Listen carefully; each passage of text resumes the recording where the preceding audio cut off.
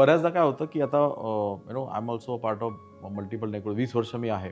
पण बऱ्याचदा लोक आपल्या जवळ येतात, थोडा वेळ आपण कनेक्टेड असतो, पण ते रिलेशन बिल्ड करणं ना खूप अवघड होऊन जातं, किंवा त्याला वेळ कसा द्यायचा, किंवा इतक्या लोकांना एकत्र आपण कनेक्टेड कसं राहायचं.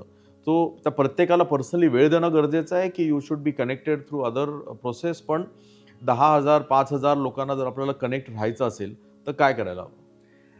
Technology is the best source. Social Yeah. मीडियामध्ये तर आपण कनेक्टेड आहोतच. There is no geographic distance in a social media connectivity. ते आहे.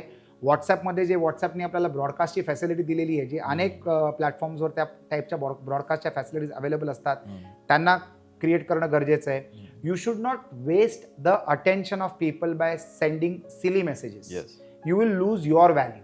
तर जर तुम्ही असं जर मेसेज पाठवलं ज्याच्यामध्ये तुमचा 10% फायदा आहे पण त्यांचा 90% फायदा असू शकतो, अशा मेसेजेसच्या मार्फत तुम्ही कॉन्स्टंटली लोकांच्या टचमध्ये राहणं गरजेचं आहे.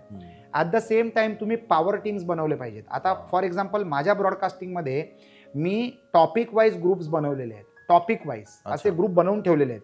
म्हणजे मला माहिती आहे की कुठची माहिती कोणासाठी कामाची आहे आणि कोणासाठी त्याची व्हॅल्यू न्यूसन्सची आहे. तर I will send the messages only to those people who match the profile of that message. तर आपल्याला ती काळजी बाळगली पाहिजे. असं नाही की सरसकट आपण तेच मेसेज सगळ्यांना पाठवतोय आणि good morning, good evening, good afternoon please करू नका, कारण लोक त्याच्याने कंटाळलेले आहेत. तर how do you conduct your self is a science by itself. Yes. तर एव्हरी पीस ऑफ इन्फॉर्मेशन म्हणजे तुमच्या मेसेजला किती व्हॅल्यू द्यायची हे तुम्ही कमवू शकता दुसऱ्याच्या नजरांमध्ये. तर you should be valuable information contributor to the broadcast list that you maintain. ग्रुप्समध्ये यू शुड बी ॲक्टिव्ह. जेव्हा लोक ग्रुपमध्ये कॉमन मेसेज टाकतात तेव्हा you should put forward your view so that people will start ratifying you on the knowledge that you are sharing on the subject that has been posted as a piece of information. तर that also earns attention for you from people that you are not even imagining they are observing you.